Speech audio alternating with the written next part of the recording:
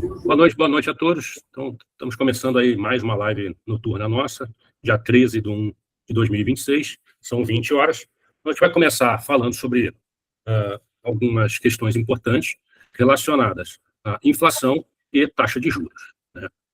Obviamente que alguns aqui são economistas, muitos não são, mas mesmo para aqueles que são economistas, é importante que a gente comece a colocar algumas questões bastante importantes, né? Então eu vou, como sempre, eu gosto de desenhar, tá? E eu vou mostrar para vocês algumas coisas sobre as discussões acadêmicas que existem hoje relacionadas à política monetária, tá? Que tem a ver, obviamente, com inflação. Então eu vou compartilhar aqui com vocês. Compartilhar a tela cheia, é mais fácil, né? Vocês estão vendo aí meu Paint?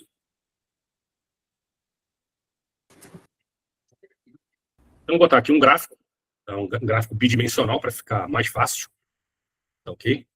Em que aqui, no eixo Y, eu tenho a taxa de desemprego, tá? E no eixo X, eu tenho a inflação, tá? Então, essa curva, ela é uma curva negativamente inclinada. Eu vou desenhar aqui de uma forma um pouco genérica, digamos assim, tá? Não muito para a questão da convexidade ou da inclinação da curva. Eu sei que ela é negativamente inclinada, tá? Então, ou seja, quanto maior a inflação, menor a taxa de desemprego. Quanto menor a taxa de inflação, maior o desemprego. Isso aqui é uma curva famosa chamada curva de Phillips, né? A curva de Phillips, ela veio a ser um complemento do modelo keynesiano, né? Tem gente que, assim, eu já vi pessoas discutindo sobre não gostar do Keynes ou qualquer coisa nesse sentido. Geralmente, as pessoas que falam isso são pessoas que não vêm da economia. O Keynes está para a economia como talvez o Einstein estivesse para a física. Então, ele foi o primeiro cara ali, não vou dizer o primeiro, mas o cara que deu um tratamento matemático um pouco mais sofisticado, lembrando que a matemática ela não resolve problemas que são típicos da teoria econômica, né? A matemática é apenas um instrumento, né, na qual você usa uma linguagem para descrever determinados fenômenos. Então, esse aqui é um gráfico que é um exemplo clássico disso, né? Que é a chamada curva de Phillips. Ou seja, quanto maior for o desemprego, menor a taxa de inflação, tá? Quanto menor for o desemprego, maior a taxa de inflação, né? Então, isso é uma questão bastante interessante para a gente discutir hoje, né? Então, eu vou parar aqui o compartilhamento, espero que vocês tenham entendido o gráfico, um gráfico extremamente simples, não tem muito mistério.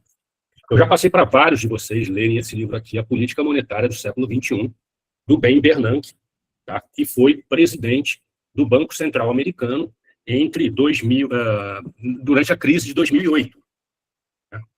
E ele é um cara extremamente importante, se não me falha a memória, eu acho que ele tem doutorado em economia em MIT, e ele foi contemporâneo, ele foi colega do André Lara Rezende, que é um economista que eu gosto muito aqui no Brasil, um economista extremamente respeitado, né, e que eu tenho uma profunda admiração.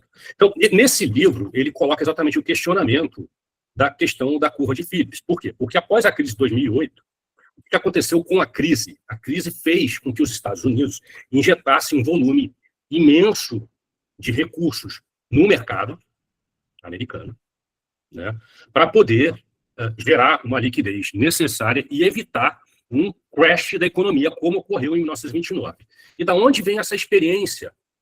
Essa experiência, conforme ele cita no livro, né, e uma vez conversando o Ben Bernanke com o Milton Friedman, quando o Milton Friedman ainda era vivo, e o Ben Bernanke nem presidente do Fed ainda era, tá? Eles, um belo dia, conversando, e eles comentaram e chegaram num consenso de que a crise de 29 teria sido evitada se o Fed tivesse adotado uma política expansionista extremamente agressiva para conter a crise de 29. Então, a gente teria tido uma crise bem menor se o Fed tivesse agido dessa forma. Por isso que, quando ocorreu a crise de 2008, muita gente, eu me lembro na época, dizia, porra, essa crise vai ser igual à crise de 29. E ela não foi por quê? Ela não foi exatamente porque o Fed teve uma atuação brilhante, né, de injetar liquidez na economia, tá, recomprando, através da política chamada quantitative easing. O que vem a ser isso? É a recompra de títulos, ou seja, o Banco Central começa a recomprar títulos e injetar liquidez na economia. Então, isso foi, digamos assim, uma grande novidade da mudança de política econômica, né? E isso impediu que o mundo quebrasse lá em 2008. Então, nós tivemos uma crise, né? E o próprio Ben Bernanke dizia o seguinte: eu estou injetando volumes imensos de recursos na economia americana. E depois, será que isso vai causar inflação ou não? Essa é a grande questão que divide hoje opiniões na academia, na economia, né? Então, por isso que a gente precisa eliminar certos dogmas e passar a ter uma visão um pouco mais direcionada ao entendimento de que a economia é uma ciência como qualquer outra, ela é uma ciência dinâmica e as coisas vão se modificando ao longo dos anos. Então, o que aconteceu não foi isso, quer dizer, houve um desemprego na economia americana aí, provocado pela crise de 2008. Depois, o desemprego começou a cair e sem gerar inflação. E a grande questão levantada pelo Ben Bernanke ali é: será que a curva de Phillips não faz mais sentido na macroeconomia moderna, na economia monetária moderna? Esse é o grande questionamento do Ben Bernanke nesse livro, A Política Monetária do Século XXI. Né? Então, ele mostra, nesse livro, a ruptura de um modelo que se tinha anterior, em que a curva de Phillips era extremamente importante, tá? E ele questiona isso. E o que acontece? Algumas pessoas concordam com ele. Existe hoje no mundo um negócio chamado teoria monetária moderna. Os adeptos da teoria monetária moderna acham que realmente não é assim que as coisas funcionam. A economia mudou bastante, né? E eu acho que se dá muita atenção à questão da expansão monetária, mas e a relação dela com a questão do emprego. Mas quando você vai no aspecto do empirismo da ciência, não é isso que você verifica no mundo moderno. Quer dizer, o próprio Estados Unidos passou agora por um processo inflacionário, mas o processo inflacionário americano na época do Biden foi claramente um processo provocado pós-pandemia por quebras de cadeias de suprimentos, ou seja, uma inflação de oferta e não uma inflação de demanda, né? Embora o desemprego nos Estados Unidos estivesse extremamente baixo, né? Os Estados Unidos elevou a taxa de juros, ele desinflacionou a economia, que é diferente de gerar deflação, tá? São coisas diferentes. Tá? Desinflacionar a economia é fazer com que a inflação ela continue existindo, mas venha para patamares que você possa administrar. Por isso que os bancos centrais do mundo inteiro, não só do Brasil, eles trabalham com meta de inflação. Né? Todos os bancos centrais trabalham com meta de inflação. Não existe nenhum banco central sério no mundo que não trabalhe com meta de inflação. Tá? Eu sei que trabalhar com meta de inflação pode parecer meio tosco para quem não é da área econômica, mas é extremamente importante que os bancos centrais tenham meta de inflação. Por quê? Porque existe um negócio que a gente chama de taxa natural de juros. Né? A taxa natural de juros é aquela taxa de juros que é necessária para minimizar a inflação, maximizando quem? Maximizando o lucro. Né? Então, existe um ponto ali de equilíbrio que ele é ponto de mínimo e ponto de máximo ao mesmo tempo. Eu já expliquei isso aqui algumas vezes. Matematicamente, a solução disso é relativamente simples, ela não é uma solução complicada para quem tem conhecimento de matemática. Né? Você junta as equações matemáticas, né? E vai fazendo todo o processo matemático necessário, deriva uma vez, deriva duas vezes, né? Cai numa matriz hessiana e encontra um ponto que a gente chama de ponto de Sella. O ponto de Sella, matematicamente falando, é um ponto de mínimo local e máximo local simultaneamente. Tá? Então, a gente usa um instrumental matemático exatamente para tentar achar a taxa de juros neutra da economia. A taxa de juros neutra é aquela que maximiza o emprego, minimizando a taxa de inflação. Então, como é que a gente olha para o Brasil hoje, né? Será que a inflação brasileira é uma inflação de demanda ou ela é uma inflação de oferta, né? Então, eu tenho uma visão que é muito parecida com a visão do André Lara Rezende, né? A gente vê a maioria dos economistas colocando a culpa nos gastos do governo federal como responsáveis por uma inflação mais elevada no Brasil. Isso não é verdade, né? Tanto que, se vocês pegarem de 2002 para cá, o Brasil gerou elevados superávites primários até mais ou menos 2013, tá? Que aí o Brasil passou a ter déficit primário com a tragédia que foi o governo da Dilma, né? Mas até 2013, 2014, a gente teve superávites primários, tá? E nem por isso a taxa de juros real no Brasil ficou baixa. Ela permaneceu uma taxa extremamente elevada, como a gente tem hoje, uma taxa de juros real extremamente elevada, né? Que ela é uma taxa de juros contrária àquilo que muitos economistas imaginam. Então, você vai ver um grupo de economistas defendendo uma tese de que o problema inflacionário do Brasil não tem a ver com as contas públicas. O problema das contas públicas brasileiras não é o déficit primário, atualmente. O déficit primário ele existe, tá? Mas ele não é substancialmente elevado para causar inflação, tá? Hoje no Brasil. Tá? Então, existem outros motivos para essa taxa de juros elevada. No livro, deixa eu pegar o outro livro aqui, eu também sempre indico, O Flagelo da Economia de Privilégios, Brasil, 1947 a 2020, né? O Fernando de Holanda Barbosa, né? Eu não o conheço pessoalmente, eu conheço o filho dele, que foi meu professor na FGV, né? O Fernando de Holanda Barbosa, ele é um grande economista, talvez um dos maiores especialistas em macroeconomia no Brasil, e ele coloca algumas hipóteses para a taxa de juros real no Brasil ser elevada, né? Ele culpa, obviamente, os déficits fiscais do governo Dilma até o governo, meados do governo Bolsonaro, e a partir dali a gente tem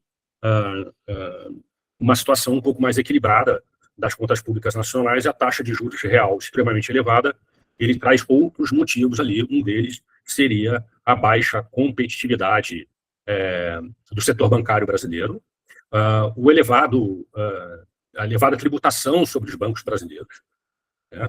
E porque eu já expliquei algumas vezes para vocês que, obviamente, pessoa jurídica, ela não paga imposto. Pessoa jurídica, ela pega o imposto e joga na conta de quem compra os serviços da empresa, né? Então, se os impostos sobre bancos é extremamente elevado, obviamente que o banco vai repassar aquilo como custo, senão ele quebra, né? Então, ele repassa aquilo como custo para o consumidor final, e quem paga, na verdade, esse imposto é o consumidor final.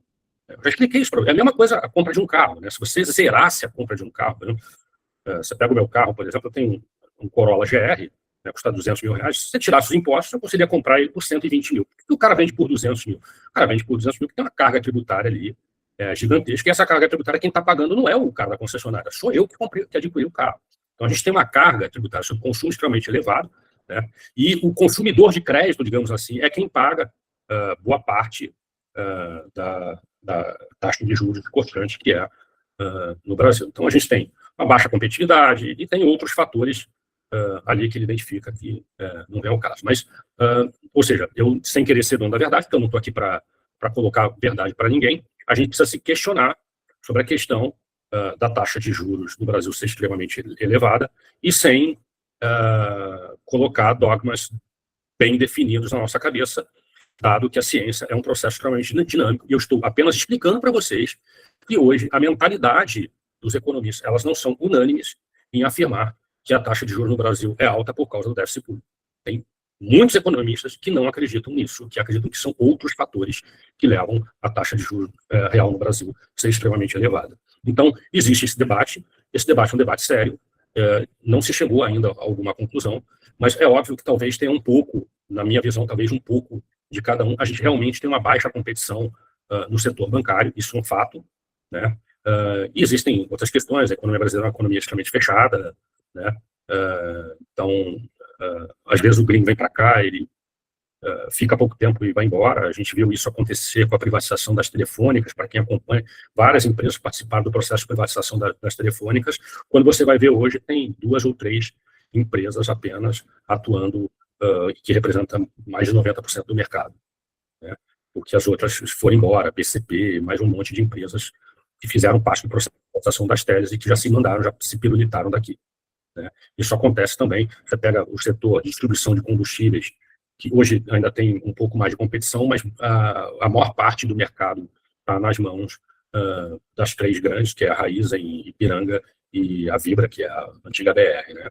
E a mesma coisa acontece com bancos. Você vai ter 5 grandes bancos brasileiros que conseguem atender o varejo quase como um todo, né? E não tem espaço mais para outros, dado que o Brasil é um país muito fechado, com uma carga tributária ruim de se conviver. Então, acho que a reforma tributária talvez traga algum tipo de alívio para os empresários que estejam dispostos a investir na economia brasileira, tá? O Ricardo levantou a mão. Foi o Ricardo? Opa, bom, Sérgio. Ô, Ricardo, diga lá, meu irmão. Vamos lá.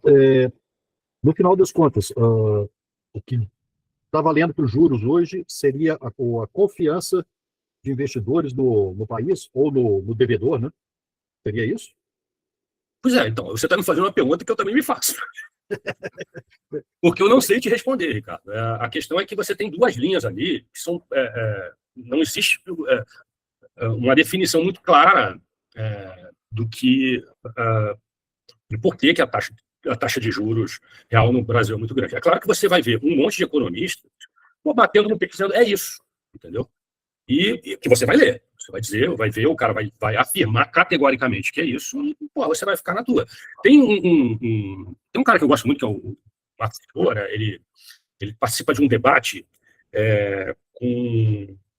deixa eu me lembrar o nome com o André Lara Rezende, o Marcos Lisboa, e deixa eu ver quem é o outro aqui, é o Pessoa, deixa eu me lembrar. Acho que é o Pessoa da FGV. Deixa eu ver aqui.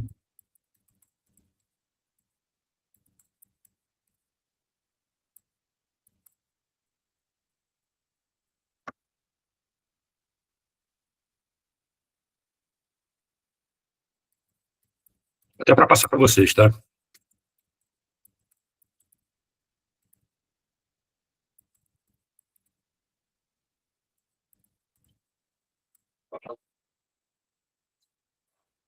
Samuel Pessoa, André Lara Rezende, Marcos Lisboa e Samuel Pessoa, né? É um debate bastante interessante. Mas, assim, eu gosto muito do Marcos Lisboa. Eu acho que ele é bastante incisivo nas ideias que ele tem. Tá? Vocês podem procurar aí no YouTube, tá? Debate Marcos Lisboa, Samuel Pessoa e o André Lara Rezende. Ele é bastante incisivo naquilo que ele coloca, embora eu não concorde, entendeu? Então, mas ele coloca lá, ele bate no peito como se, eu tenho razão e os outros não têm, né? Então, mas é o jeito dele, a gente tem que respeitar. Eu já tenho uma visão um pouco diferente dessa, né? Eu acho que a gente precisa estudar melhor os motivos da taxa de juros real no Brasil ser extremamente elevada, tá? Para que a gente conserte esse problema, porque esse problema vai bater na nossa porta ali na frente.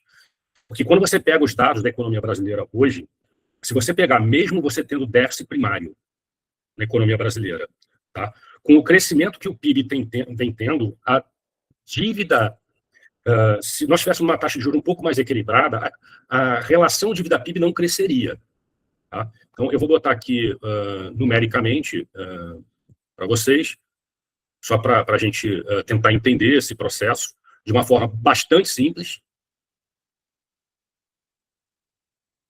Tá? Já botei isso.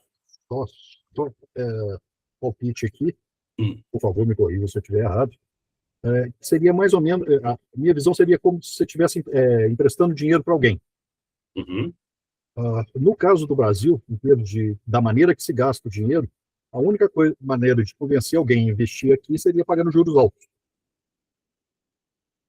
Não, olha só. Se gasta muito mal o dinheiro que não, se recebe. Isso aí, sem sombra de dúvidas. Eu sempre repito o seguinte, eu acho que isso aí é unanimidade entre os economistas. Não existe, pode ser economista de esquerda, de direita, isso não interessa. É unanimidade de que a gente gasta muito mal os recursos públicos. Isso é unânime. Ninguém discute isso. Você pode conversar com qualquer economista de qualquer linha de pensamento, todos são unânimes. Isso é uma unanimidade dentro da ciência econômica. O Brasil gasta muito mal. Ponto. Então, uma reforma administrativa seria extremamente importante nesse sentido. Essa coisa de achar que o investidor exige cada vez juros mais altos é muito relativo. Por quê? Porque a dívida pública, isso em qualquer país do mundo, ok? Ela representa para o doador de recursos, ok? Risco de crédito zero. Tá?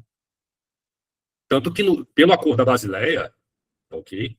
Os títulos públicos, eles não representam risco de crédito. E se você pegar pela lei de responsabilidade fiscal, eles também não representam. Tá? Então, por exemplo, a probabilidade de você ter um calote na dívida pública brasileira tende a zero. Tá? Tanto que os economistas dizem o seguinte: pode ser que lá na frente eu não tenha dinheiro para pagar os aposentados. E o aposentado não vai receber. Mas o detentor do título público vai. E pela lei de responsabilidade fiscal brasileira, o que acontece? Se não tiver dinheiro para custear toda a máquina pública, incluindo o primário, mais juros, tá? Você tem que ir cortando. Então, você começa demitindo funcionários públicos, tá? E a última coisa a ser cortada seria, digamos assim, um calote na dívida pública. Mas antes você teria que ter cortado tudo. Salário de militares. Entendeu? O militar não vai receber salário. Por quê? Porque tem que pagar juros da dívida. Entendeu? Então, dentro do escopo da lei de responsabilidade fiscal, o detentor de um título público ele vai receber. Ponto. Tá? O coronel lá pode não receber o salário, mas o banqueiro vai receber os juros. Ok? Então, eu acho que eu já mostrei essa conta para vocês, mas vamos lá. Vamos supor que eu tenha um PIB de 100, né, e uma dívida de 60. Mesmo que eu tenha um déficit de 1, tá? Aqui eu vou considerar só o déficit primário. Tá? O que é o déficit primário? É o total de receita, tá, menos o total de despesas, excluindo-se a conta juros. A conta de juros não entra no que a gente chama de resultado primário da economia. Então, é só receita menos despesa, excluindo as despesas com juros. Então, vamos supor que eu tenha sido deficitário em 1. Então, a minha dívida vai para 61. Tá? Se o PIB não crescer, a relação dívida-PIB, que era 60 para 100, vai passar de 61 para 100, vai passar para 61%. Mas se o PIB crescer para 103, então a relação dívida-PIB, que antes era 60 para 100, né, que dá 60%, ela passaria a ser 61 para 103, ela passaria a ser 59. Então, a proporção da dívida em relação ao PIB, ela cairia. Ou seja, se você cresce mais do que digamos assim, o déficit que você gerou, isso não é um problema. Então, o problema não está no déficit. O problema é que a gente gasta mal. Esse é o ponto. Isso é pacífico. A gente gasta muito mal. O problema não está nesse déficit aqui. Tá? Agora, quando eu vou para as contas totais que incluem juros, tá? O PIB cresceu 3%, então eu fui para 103, tá? A minha dívida foi para 61, e aí eu vou somar aqui, tá? mais 6, que é taxa de juros real de 10% sobre a dívida de 60.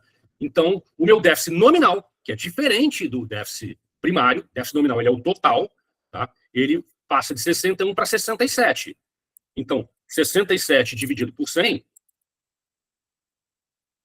deixa eu botar aqui, é igual a... Então, eu teria 67 de dívida, então eu teria 67 dividido por 103,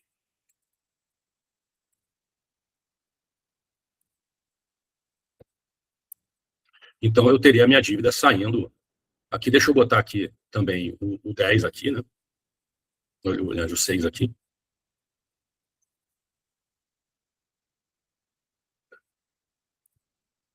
Então, tá aqui, ó. Então, eu vou ter uma relação dívida-PIB de 65, ou seja, uma relação dívida-PIB que ela cresce por conta dos juros. E não por conta do meu déficit de 1. A conta de juros, e ninguém quer discutir esse assunto. Né? No Brasil, ninguém quer discutir a conta de juros. Então, o que a gente tem que discutir é o seguinte: por que isso aqui é extremamente alto? Por que a taxa de juros real no Brasil é extremamente alta? Porque, gente, isso é o nosso dinheiro. A gente está pagando juros para um monte de detentores, nada contra o rentista, né, como o próprio André Lara Rezende diz, porque é super importante, a dívida pública ela representa a poupança do setor privado. Né? Quem detém dívida pública é o setor privado. Então, nenhum problema com a dívida pública. O problema é o excesso de juros que a gente paga. Se a gente estivesse pagando, por exemplo, aqui 2 de juros, tá, a dívida pública poderia até crescer, mas ela ia crescer muito menos do que a velocidade com que ela está crescendo. E ela está crescendo numa velocidade extremamente elevada, exatamente por conta do déficit nominal. Eu vou mostrar aqui para vocês, tá, o déficit nominal da zona do euro, déficit nominal, tá? Porque é ele que reflete, desde 2000 até hoje. Tá? Então, eu vou compartilhar aqui com vocês, só para vocês terem mais ou menos uma ideia das coisas que aparecem para a gente e que a gente não quer olhar. Então, está aqui. Não sei se vocês conseguem enxergar aí. Tá? Então, o déficit em 2000, 2001, menos 2, 2002, menos 2,7, 2003, menos 3,2, 2004, 3, 2005, 2,6 e por aí vai. Né? Aí você tem ali em 2008, devido à crise de 2008, o déficit dá um salto absurdo, né? E aí permanece durante um bom período, déficit nominal. Isso aqui é na zona do euro, tá? Só para vocês terem mais ou menos como referência, eu estou falando de países desenvolvidos, né? Uma das regiões mais ricas, né? E aí você volta a ter um super déficit devido à crise de 2020, crise da Covid-19, né? E você continua tendo déficits nominais gigantescos. E a dívida, olha aqui, ó, a tendência para 2025, embora o déficit anual projetado seja de 3,2, dados trimestrais mostram uma melhora sazonal no meio do ano, com déficit atingindo 2,7% do PIB. Então, vocês podem perceber que todos os anos a Europa tem déficit nominal. Tá? Então, o que acontece com isso? O que acontece com isso é que a dívida europeia também só cresce. Se você pegar esses dados da economia americana, é a mesma coisa. E aí a economia americana, a dívida só cresce. Né? A dívida brasileira só cresce. Né? A dívida chinesa só cresce. Né? A diferença é que a China ela tem o setor bancário na mão do Estado. Ok? Mas isso não inviabiliza a questão da gente olhar para a economia chinesa e observar que a economia chinesa, a relação dívida-PIB da China é quase 2 vezes o PIB chinês. Então, todos os países do mundo têm tido um crescimento substancial do seu endividamento em relação à sua geração de riqueza. Então, para onde que o mercado... O problema está no déficit? Não está no déficit. O problema é a dívida continuar crescendo de forma não sustentável. Esse é que é o problema. E esse é o problema no Brasil, nos Estados Unidos, na Europa, na China, no Japão, na Coreia e por aí vai. Tá? Então, isso é uma característica de todos os países do mundo durante os anos de 2000 até 2025. Tá? Por isso que existe uma expectativa de alguns analistas de que uma hora esta bomba vai explodir. Né? Tem alguns... acho que o Elber postou lá num dos grupos a respeito... uma entrevista, acho que com o Roberto Campos Neto, e ele dizendo que nos Estados Unidos o Walmart, por exemplo, vende ouro, né? E as pessoas não param de comprar ouro. E que o ouro chega a acabar. Isso dito pelo Roberto Campos Neto, numa entrevista agora recente. Então, ou seja, e você vê que o preço do ouro no mercado internacional não para de subir. O que significa isso? O que isso tem a ver com o Brasil? O que isso tem a ver com os Estados Unidos? O que isso tem a ver com a Europa? O que isso tem a ver com China? Isso tem a ver o seguinte: os investidores, a população, de uma forma geral, está perdendo a confiança em quem? Nas próprias moedas. Então, quando a gente fala que o dólar pode perder a sua hegemonia, isso para mim é evidente. Mas e quem vai substituir o dólar? Se está todo mundo com a bunda suja. Fica esse o questionamento. Né? Ou seja, cedo ou tarde, a gente vai ter uma crise potencialmente séria a respeito das dívidas soberanas dos países. Tá? Porque não tem santo nessa história. O problema não é o Brasil, o problema não é só nos Estados Unidos, o problema não é só na Europa, não é só no Japão, o problema está em todos, sem exceção. E o sistema capitalista ele é extremamente cruel sobre um aspecto. Ou seja, quando se direciona para um determinado lado, vai todo mundo para lá. Tá? Até que uma hora o sistema ele explode. Né? E aí quem sai primeiro, sai melhor na situação. Então, o que eu espero a 2026 ou talvez 2027, não dá para prever o quando isso vai acontecer, tá? Mas cedo ou tarde a gente vai ter uma crise de dívida bastante séria, uma crise de dívida no mundo, não é só no Brasil, não, tá, gente?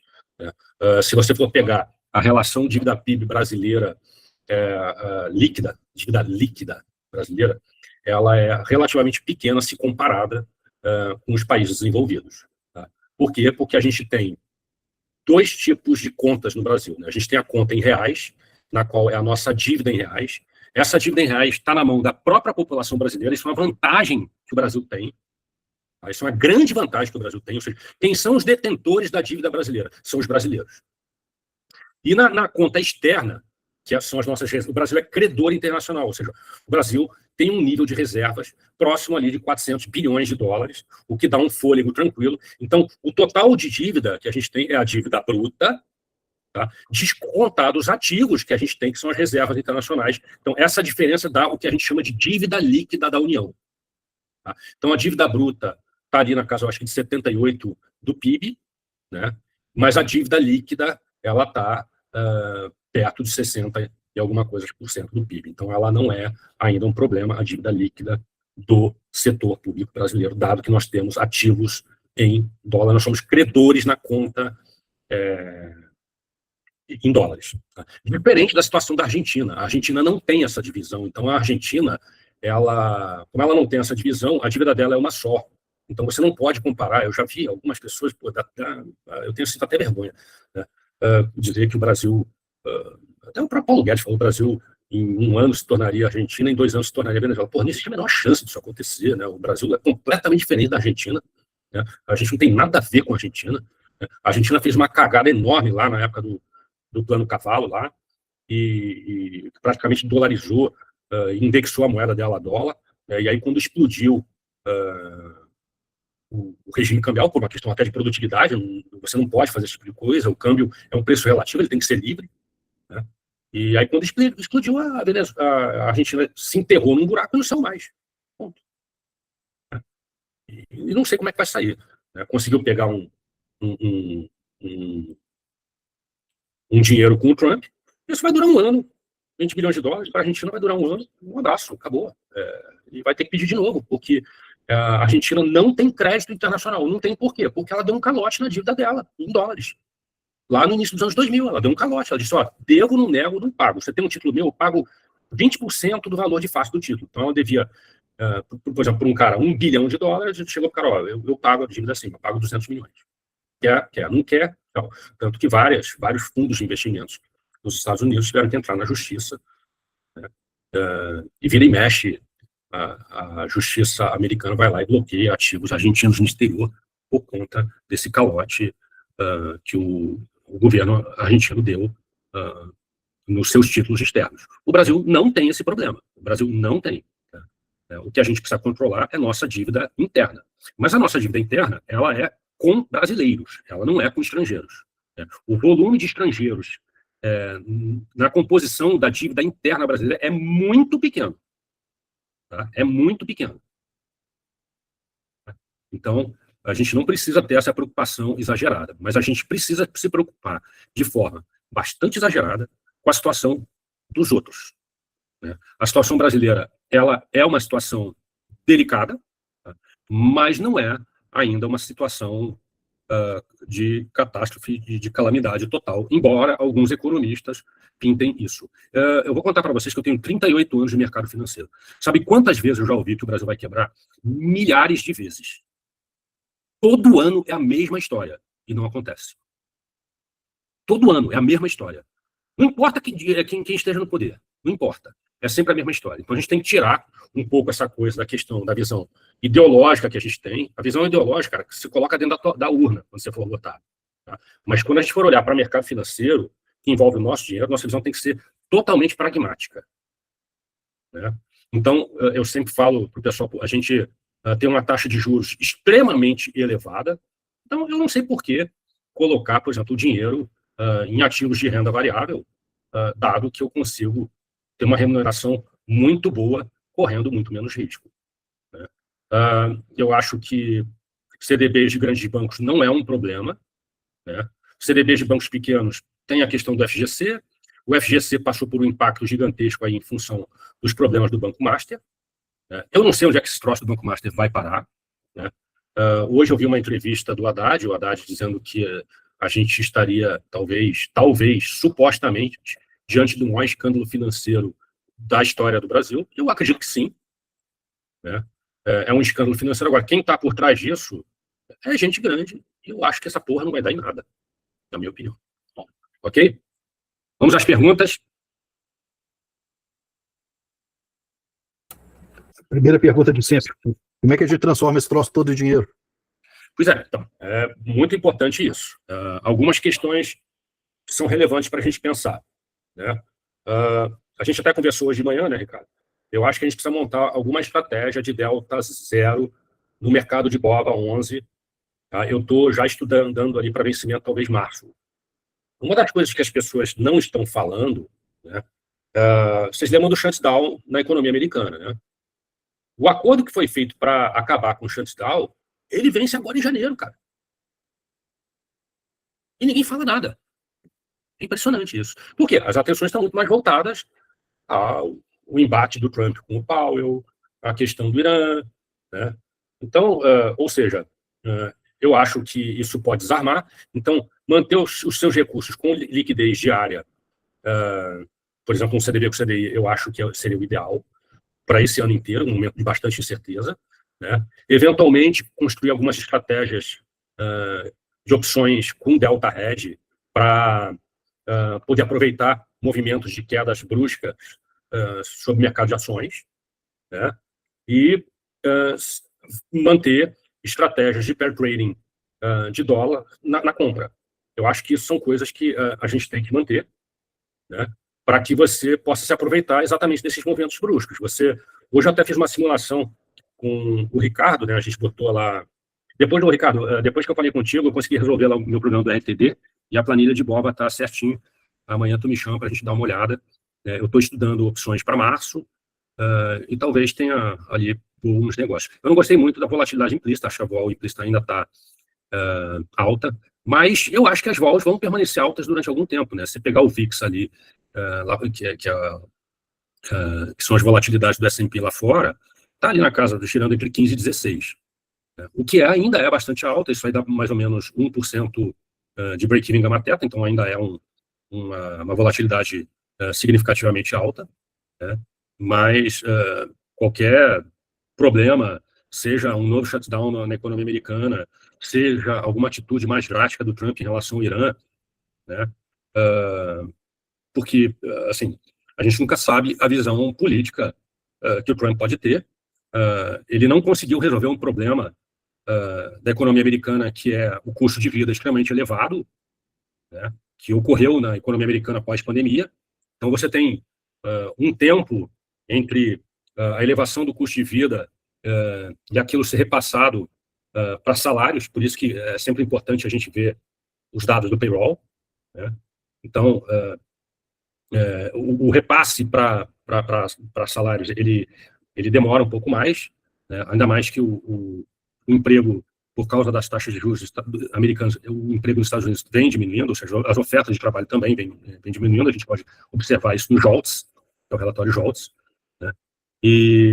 Mas cedo ou tarde, algum problema vai acontecer, porque não sei qual decisão o Trump vai tomar sobre a questão do Irã, mas pode ser que ele resolva, vou entrar nessa briga para talvez criar uma justificativa para os meus eleitores de que o custo de vida continue elevado, não por minha causa, mas sim por conta de fatores externos, como a questão iraniana. Pode ser que sim, pode ser que não, pode ser um tiro no pé, né? Ele cometer o erro, por exemplo, de entrar num conflito com o Irã, o preço do petróleo, ia bater $100, né? Porque provavelmente o Estreito de Hormuz seria fechado, né? E você já tem a guerra da Rússia com a Ucrânia, que dificulta a questão do petróleo, esse petróleo bater $100 e a taxa de inflação nos Estados Unidos ir lá para a estratosfera. E a gente tem que lembrar que a gente tem eleição de meio de mandato nos Estados Unidos esse ano, né? Então, são basicamente essas questões: manter liquidez nos ativos, né, e nos ativos de renda fixa, né, ativos com liquidez, que não tenham problema de ágio ou deságio sobre os papéis, né, e operações com opções, que eu acho que é bastante. Inclusive, hoje à noite eu liguei para o dono de uma empresa grande de robôs, lá de São Paulo, e provavelmente na segunda-feira que vem eu vou ter novidade do pessoal aí a respeito disso. Tá? Ok? Mais alguma pergunta? Alguma pergunta técnica? Alô, galera? Se não tiver nenhuma pergunta, bom, então vamos ficando por aqui. São 20h53 do dia 13/1/2026. Né? Nos encontramos na semana que vem, novamente. Um abraço a todos e bons negócios aí durante a semana.